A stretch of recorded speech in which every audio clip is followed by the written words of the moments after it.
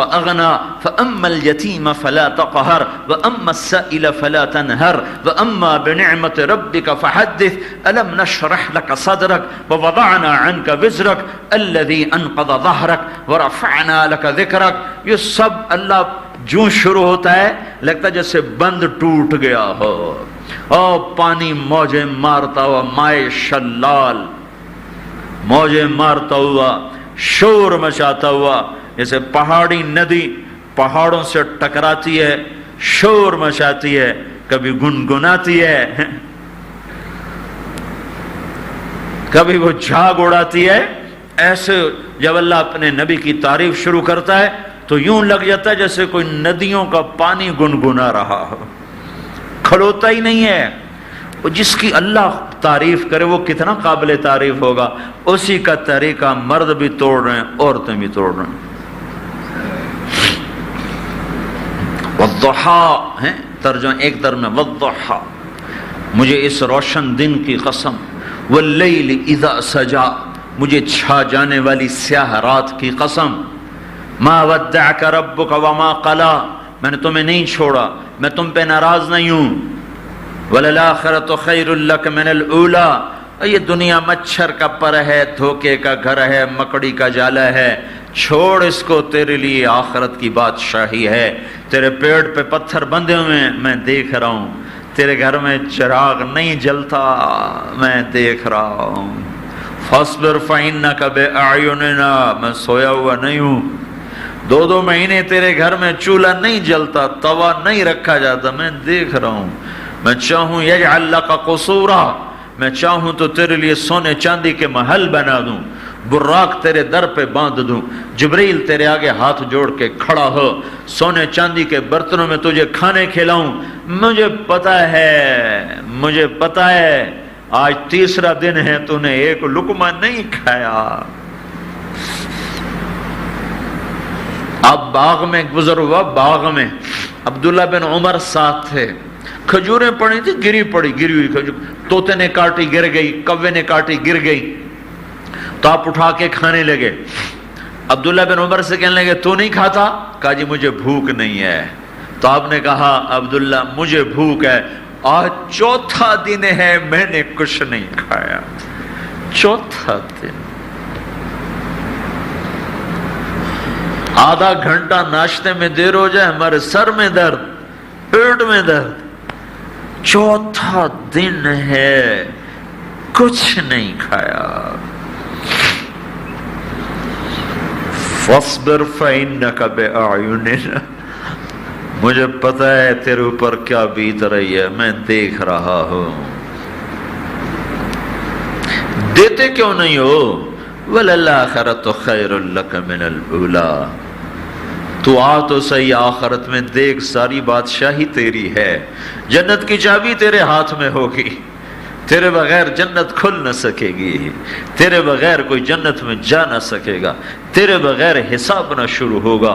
میرا جھنڈا تیرے سر پہ لہرائے گا تیرے ہونٹ ہلیں گے تو دربار سجے گا تیرے ہونٹ ہلیں گے تو حساب شروع ہوگا تیری شفاعت ہوگی تو جنت کا در کھلے گا. فاصبر صبر کر مجھے پتہ ہے کیا ہو رہا ہے.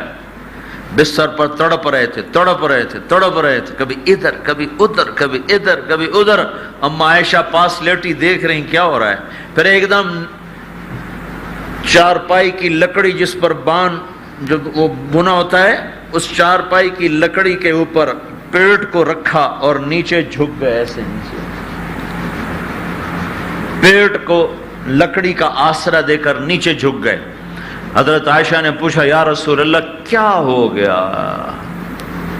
تو آپ نے کہا عائشہ بھوک بڑی لگی ہے پیٹ کٹھا ہو رہا ہے آنتیں کٹھی ہو رہی ہیں. تو حضرت عائشہ رونے لگی کہ یا رسول اللہ آپ اللہ سے مانگ کیوں نہیں لیتے؟ کہا نہیں یہ نہیں مانگوں گا مجھ سے پہلے میرے بھائی جو نبی تھے وہ ایسے ہی بھوکے چلے گئے میں بھی ایسے ہی چلا جاؤں گا. اور ایسے ہی گئے ہیں. جس رات کی صبح میں دنیا چھوڑی ہے اس رات آپ کے گھر میں ایک چھٹانک تیل نہیں تھا کہ چراغ ذاتی تیل سے جلایا جاتا. پڑوسن عورت سے تیل ادھار مانگ کے لائی ہے، دو جہان کے سردار کی محبوب بیوی، اور تب چراغ جلے ہیں۔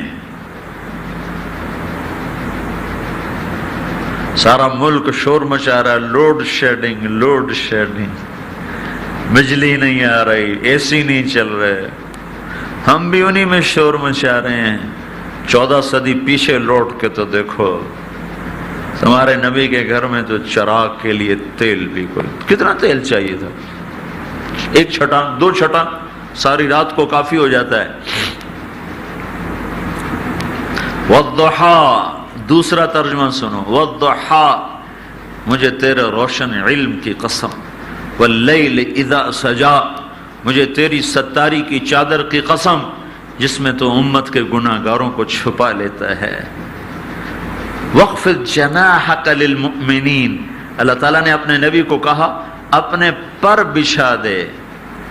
یہ پر کے ساتھ ایک بڑی خوبصورت تشبیہ ہے، جیسے پرندہ اپنے پروں کے نیچے، مرغی اپنے پروں کے نیچے اپنے بچوں کو چھپا لیتی ہے، تو یہ حکم کے ساتھ ایک تعریف بھی ہے۔ بجلی گئی؟ چلو بھائی، لوڈ شیڈنگ کہا تھا، ساتھ ہی ان کو پتہ چل گیا فوراً نے جنریٹر کوئی نہیں۔ یہاں وہ جو آپ کو جو تشبیہ دی ہے نا، وہ بڑی خوبصورت ہے، جیسے مرغی اپنے پروں میں بچے چھپاتی ہے، یہ وہ نبی ہے جو اپنی ستاری کی چادر میں ساری امت کو چھپا لیتا ہے۔ والضحیٰ، تیسرا ترجمہ، والضحیٰ، مجھے تیرے روشن چہرے کی قسم، واللیل اذا سجا، مجھے تیرے خوبصورت سیاہ بالوں کی قسم، ما ودعک ربک وما قلا، نہ میں تمہیں چھوڑ سکتا ہوں نہ میں تم پہ ناراض ہو سکتا ہوں۔ وَلَلْآخِرَةُ خَيْرٌ لَكَ مِنَ الْأُولَىٰ، یہ دنیا عارضی ہے، آخرت باقی ہے، وہ اصل ہے، وہ تیرے لیے ہے۔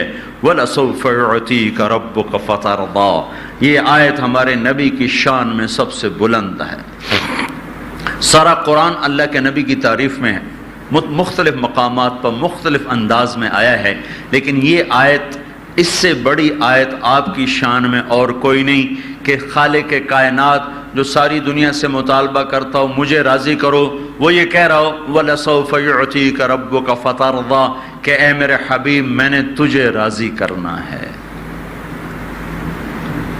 ساری دنیا نبیوں سے مطالبہ کرنے والا مجھے راضی کرو۔ عجلت الیک رب لترضیٰ، موسیٰ علیہ السلام بھاگ کے آ رہے ہیں، پوچھا کیوں بھاگ کے آ رہے ہو؟ کہا یا اللہ تو راضی ہو جائے اس لیے بھاگ کے آ رہا ہوں۔ تو اللہ تعالیٰ فرما رہے ہیں میرے نبی میں نے تمہیں راضی کرنا ہے۔ تو اللہ تعالیٰ نے حضرت محمد صلی اللہ تعالی علیہ وسلم کی پاک زندگی کو واسطہ اور راستہ بنایا، اپنے اور بندوں کے درمیان، مرد ہو یا عورت ہو، اسے اللہ تک پہنچنے کے لیے صرف حضرت محمد صلی اللہ علیہ وسلم کے طریقوں میں ڈھلنا ہوگا۔ تبلیغ اس کی محنت ہے، اس کو سیکھنا پڑے گا، ورنہ زبان مار دے گی، نظریں مار دیں گی، یہ کمائیاں مار دیں گی، ہلاک کر دیں گی۔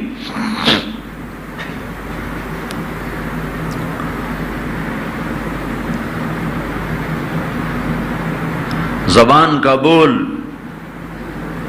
حضرت حسان بن ثابت رضی اللہ تعالی عنہ حضرت عائشہ پر تہمت لگانے میں شریک ہو گئے تھے، 3 مخلص لوگ شریک ہو گئے تھے، یہ بات چلائی تھی منافقوں نے، 3 اس میں مخلص بھی شریک ہو گئے، ان میں ایک حسان بن ثابت ہیں۔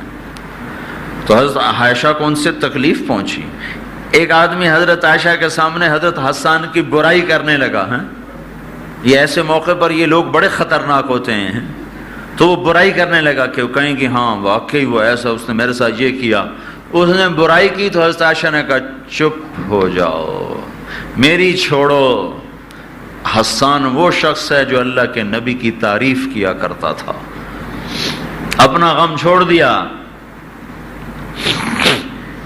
تو اللہ کے نبی نے ایک پاک معاشرہ دیا ہے، وہ ہم نے سیکھا نہیں، بگڑ گیا ہے، صرف ایک زبان کے بول نے گھروں کے گھر اجاڑ کے رکھ دیے ہیں۔ اگر زبان کو قابو نہ کیا اور اسے اللہ اس کے رسول کی مرضی پر ڈھالنا نہ سیکھا، یہی زبان ہمیں ہلاک کر کے رکھ دے گی۔ آپ نے حضرت معاذ بن جبل سے